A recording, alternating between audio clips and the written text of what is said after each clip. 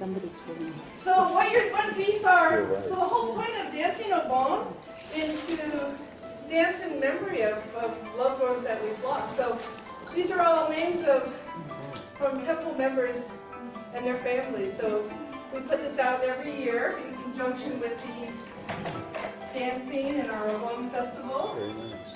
Come on in, everybody.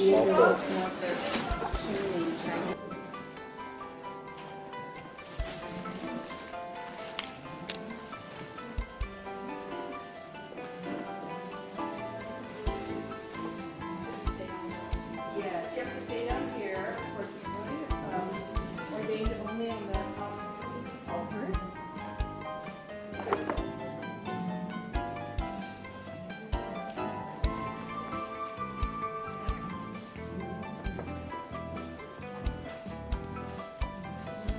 Okay, so welcome. I can, you can sit if you want. You're welcome to take pictures if you like. My name's Elaine Donlin. I'm an ordained priest in this tradition, the Jodo Shinshu tradition. And I'll just tell you a little bit about, does anyone need to know about Buddhism first? Everyone pretty much familiar with Buddhism? I'll give you my Buddhism in a nutshell spiel.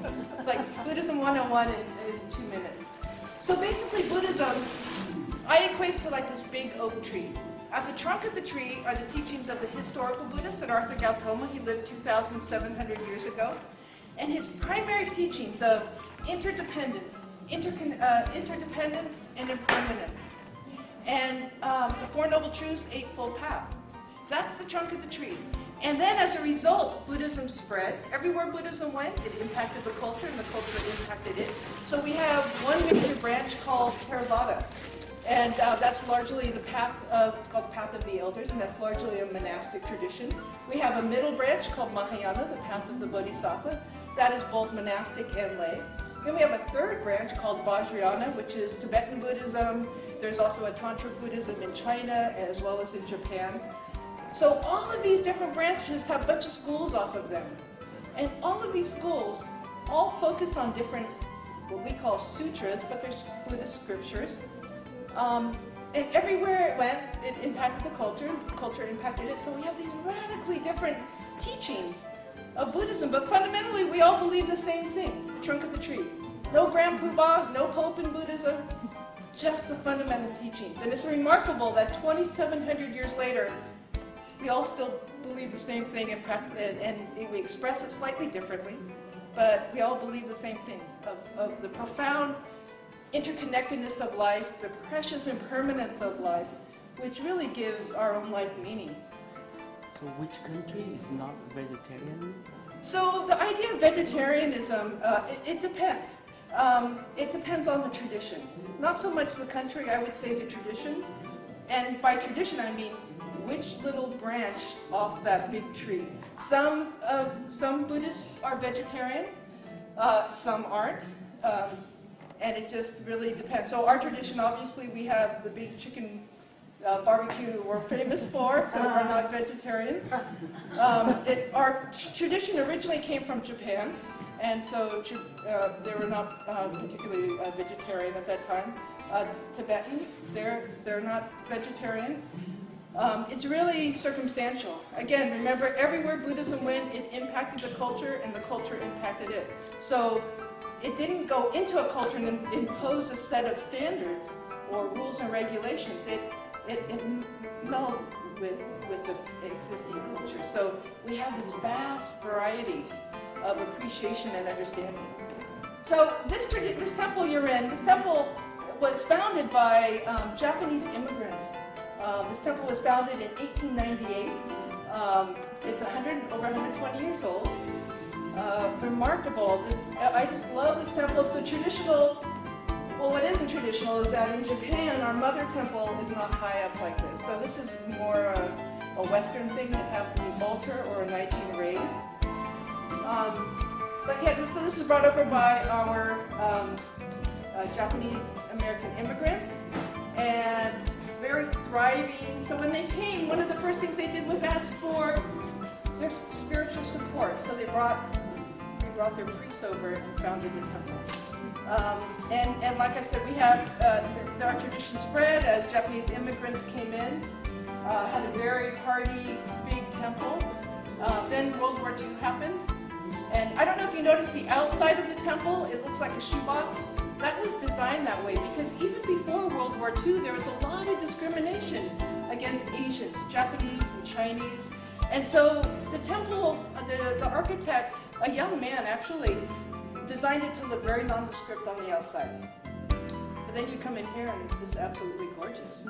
And that was intentional to avoid the harassment and the discrimination that a lot of folks experienced. Then World War II happened, all of our congregants went into the concentration camps. The temple was closed up for years.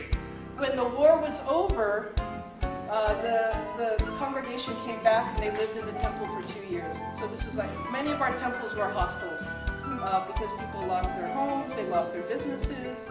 And so the temple became a refuge, really, for folks that had gone into the internment concentration camps. And so that was after the war, and our temples began to grow. We had a shift, maybe 20 years ago, where our temples opened up and became really Dharma-centered or Buddhist-centered, as opposed to culturally. Right after the war, the temples became a place where you could speak the language, eat the foods that are comfortable and be meaningful, practice the arts, ikebana, the drumming, all these really wonderful traditional things that could be celebrated. They could do those in the temple. But there was sort of maybe a little conflict between, is this a community cultural center or is it a Dharma center? And so I think we have a really nice balance here in San Francisco, where we still celebrate. We have a Obon no Dori and we have this 2-day festival, but we also really remember why we're here, why we're doing it, the whole meaning behind Obon no Dori. And of course, I'm not Japanese American, I'm Mexican and Hungarian. So the temple really opened up to people that are non-Japanese American and made us feel welcome to enjoy the tradition. So just a little bit about the altar, or the onaiji. So in the middle is a statue of Amida Buddha. So Amida Buddha is not a god. Amida Buddha represents in that middle branch of Mahayana a cosmic Buddha.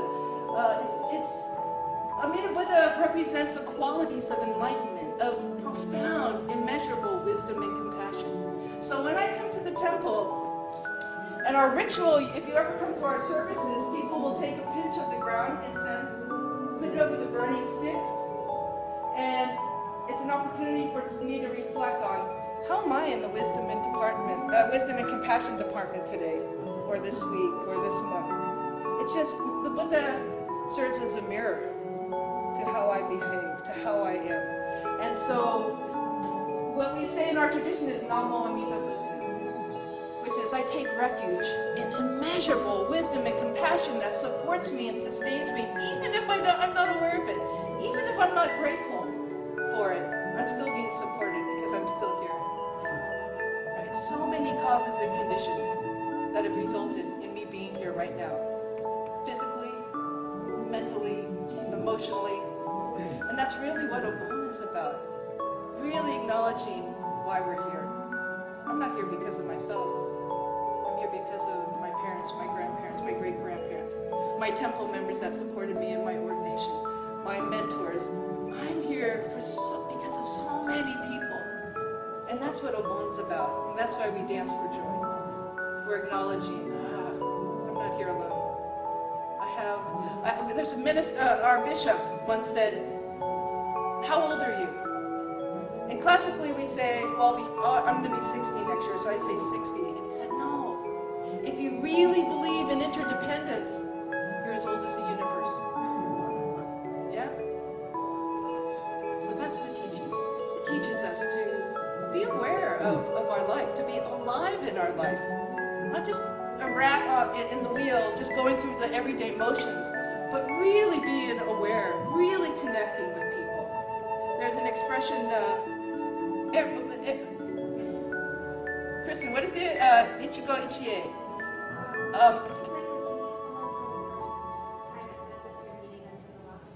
Right. It's but what did I send that to? It says it's a lifetime in one encounter. Like everyone we meet, it's a lifetime in that one encounter. Ichigo Ichie. It's so beautiful. But that's what the teachings teach us. This present moment is so precious because it's impermanent. Right? I'm not going to be here forever. People I love die, get sick. I get old, I get sick. But because I'm not alone, I'm profoundly interconnected. I'm here because of so many people that have sustained me and continue to sustain me. That makes me say thank you. That makes me say Namo Amida Butsu. And that's really what our tradition is. That's our practice is Namo Amida Butsu. Recognizing the gratitude, acknowledging the gratitude for being here, for being alive. We also have meditation on Wednesdays. I do a meditation service the last Saturday of every month.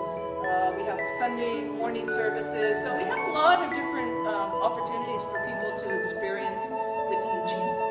But, it's all good. I've practiced a lot of different traditions in Buddhism. And fundamentally, I think the older I get, the more the forms fall away. And I just start to really realize that we're all just expressing the trunk of the tree, which is our profound interdependence, our precious impermanence.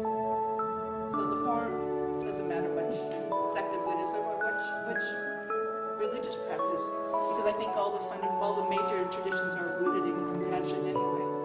So we all share that as sentient beings on this planet.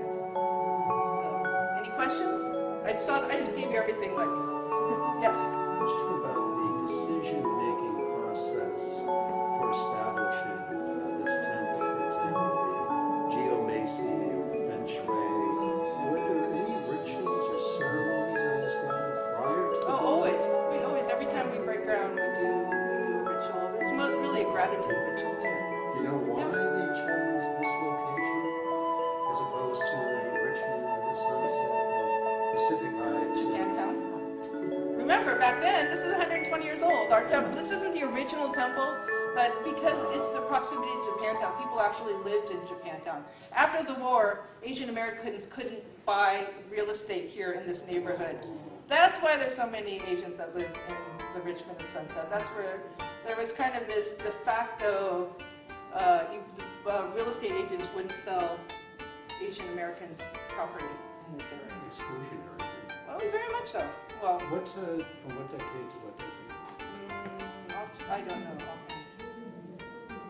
Yes. I had heard from John Lee at the community center that 400 families lost their homes here. But I'm wondering about From our temple? I or heard just that generally? Just this general neighborhood. Oh, just in the neighborhood, yeah. Yeah, but what about the other temple, like the Konko? Is there a difference in doctrine? Yeah. So Konko isn't Buddhist. It's like a Shinto. Shinto is the indigenous religion of Japan, and it's a fairly new offshoot of Shintoism. So yeah, it's different. But we do a lot of interfaith stuff with Konko, and fundamentally we all share that idea of interdependence, right? Family, connection, community. How Yeah. many members are We have about 250. But, unlike, I was raised Catholic, and unlike some of the Christian traditions where in Catholicism I had to go to church every Sunday, or consider a sin, and you'd have to do all these other things in order to make right. Here, most people have what we call butsudas, home altars. Because Buddhism isn't a come to temple on Sunday and that satisfies everything. Buddhism, I think, is a 24/7 practice, right? Because we're transforming our mind. We're transforming some of the negative habituations that we've cultivated our whole life. And so we're transforming them to positive ones. So we have home altars, and that's really the most important thing, is that we're able to express our gratitude. So first thing in the morning, I go before my butsudan and say Namo Amida Butsu, thank you, I woke up alive. Every night, I go before my butsudan and say Namo Amida Butsu, thank you, what an amazing day. Even if nothing happened, even if nothing outrageous happened. The fact that I experienced this unrepeatable day is remarkable. So on any given day, we never really know how many people are going to show up on Sunday. Big services, we have a lot of people, obviously. But on Sundays, you know, people come for the teachings. They come for community. But you don't have to come. So that's also what I like, you know. If you want to sleep in, you can sleep in. And there's no guilt. Where do guys in foreign non-Japanese players get you? Did you have to go to the Mother Temple in Japan? Yeah, we have a really great we have a great training center here in Berkeley called the Jodo Shinshu Center. And so for me, I was in a minister's assistant program. And so I had several years of in-temple training with our resident minister at the time, Reverend Abiko, and then retreats and training at our Jodo Shinshu Center in Berkeley. Beautiful, beautiful center. And then final ordination was in Kyoto, Japan. So you had to learn Japanese? Yes. No. No. We had translators. So most of the temples they sit. This one is standing. Yeah. The most are the ones there. But also I've never seen any Japanese temple. Not like this in Kyoto. So I was wondering. Yeah, this looks a lot like our mother temple, except it's not raised up. Amida Buddha is so the standing Buddha is really interesting because it's not a sitting Buddha in meditation. If you look, Amida Buddha, and actually from the side is leaning forward. It's a Buddha that goes into this world. It's not a Buddha to sit back and again, it's not a monastic tradition. Jodo Shinshu is not it's a lay tradition. And so that means we have families, we have children. It means we apply our practice in this world with each other. And so, yeah, that's a very unique Buddha, the standing Amida Buddha. But again, wisdom, compassion, the Mukhan mudras, and leaning slightly forward, meaning going out into the world. That we don't passively sit back, but we're actually engaged in our world. So, that's our founder, Shinran Shonin, Renyo, also instrumental art tradition. Way over there looks like Princess Leia. That's actually Prince Shitoku, who brought Buddhism into Japan. Every Buddhist tradition has what they call a lineage. And so that's our lineage over there, the 7 masters that our founder chose. So that's pretty traditional. But yeah, this actually is, if you go to our mother temple, the Nishi Honganji in Kyoto, Japan. Nishi Honganji is about, 10 times the size of this, maybe 15 times, and there's no pews. So you can see some, like my mom, who's Catholic and still goes to church every Sunday, she comes here and she's like, oh, this is just like church, like her church, because they have pews, we don't take our shoes off, like most Buddhist traditions, at least in the Bay Area, you take your shoes off. But after the war, being incarcerated for being alien and foreign, right, there was a big push to fit in. So we have Sunday schools, we still have Sunday schools, although we call it Dharma school. We have pews, we have this thing, pulpit, right? And so we have an organ, which still freaks me out. So we have, there's kind of this push to fit in and not be so foreign, right? Which is why people were incarcerated in the first place, simply for being different. Yeah, we chant, yep. A traditional service is we chant, we have a Dharma teaching, some quiet reflection, and then we sing a Buddhist song, on Sundays at least. Yes? Immigrants the immigrants donate money to build this one, or? So, are you asking financially, how do we support ourselves? No, from beginning, from starting building up this. Yeah, so from beginning, it's remarkable to me that this temple was built because of the immigrants who so wanted to have a place to come and practice their religion. And so people donated. This is actually the headquarters temples for our organization, the Buddhist Churches of America. So everything in here was donated by different temples throughout the United States and members throughout the United States. And all by immigrants, not from the government? Not Oh, from, nothing from the government. not from no. Japan government? Nope. Okay. Nope. Everything was from the folks here. Is this real gold? It's just... Some. So what is the symbolism of gold within this context? Well, so I mean, the Buddha is the Buddha of light, light life. So gold really holds up the light really well. The statues are wood, and then they're gold plated or painted. Traditional statues in all Buddhists are traditionally wood. And so it's a the light. So this actually, this whole, without getting too laborious into the scriptures, but this represents the pure land of bliss. Amida Buddha's pure land of bliss. So everything on here, we do tours where we go through and explain every little symbolism. It's all taken out of our sutras or scriptures, the 3 Pure Land Sutras, which our tradition is founded on. And so everything has meaning to us. So when we look at this and when we're up there, it's like being in the pure land of bliss, where there's no duality, where there's just this universal oneness, where there's profound wisdom and boundless compassion. That's the Vedanta message as well.